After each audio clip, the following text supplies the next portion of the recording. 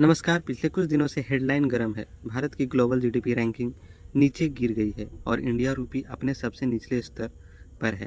क्या वाकई देश की अर्थव्यवस्था कमज़ोर हो रही है या इसके पीछे कोई और बड़ा खेल है?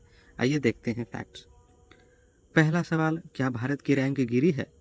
जी हाँ, आईएमएफ जो कि इंटरनेशनल मॉनेटरी फंड का मुताबिक 2024 में भारत दुनिया की फिफ्थ लार्जेस्ट इकोनॉमिक था, लेकिन 2025-26 में हम सिक्स्थ रैंक पर आ गए हैं। यूके यूनाइटेड किंगडम ने हमें पीछे छोड़ दिया है।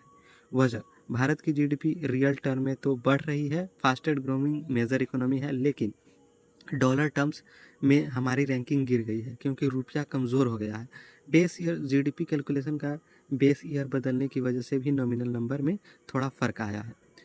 अब बात करते हैं रुपया की डॉलर के सामने। हमारा रुपया आज 92.50 के करीब पहुंच गया है। आखिर ऐसा क्यों? ग्लोबल इंटरेस्ट रेट्स में अमेरिका में इंटरेस्ट रेट्स ज़्यादा हैं, इसलिए इन्वेस्टर अपना पैसा डॉलर में इन्वेस्ट कर रहे हैं। क्रूड ऑयल एंड कन्फ्लिक्ट जो है मिडिल ईस्ट में चल रहे हैं। तनाव की वजह से क्रूड ऑयल कच्चा तेल महंगा हो रहा है। भारत तेल इंपोर्ट करता है, जिसके लिए हमें ज़्यादा डॉलर खर्च करना पड़ रहा है। ट्रिपल वैमी जो है, एक्सपर्ट इसे ट्रिपल वैमी कह रहे हैं। करेंसी डिप्रिसिएशन, स्टैटिक्स रिवीजन और extent pressure.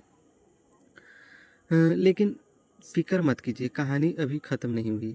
Fastest growing Bharat अभी भी दुनिया की सबसे तेज़ी से बढ़ती इकोनॉमी है। जो 6.5% से 7.6% ग्रोथ है, वो तो अभी भी चल रहा है। फ्यूचर प्रोजेक्शन आईएमएफ का ही माना है कि 2027 तक भारत फिर से यूके और जापान को पीछे छोड़कर फोर्थ लार्जेस्ट और 2030 तक थर्ड लार्जेस्ट इकोनॉमिक बन सकता है। रेजिलेंस इंडियन कॉरपोरेट्स अब डॉलर के बजाय डोमेस्टिक मार्केट से उधार ले रहे हैं, जो एक अच्छा साइन भी है।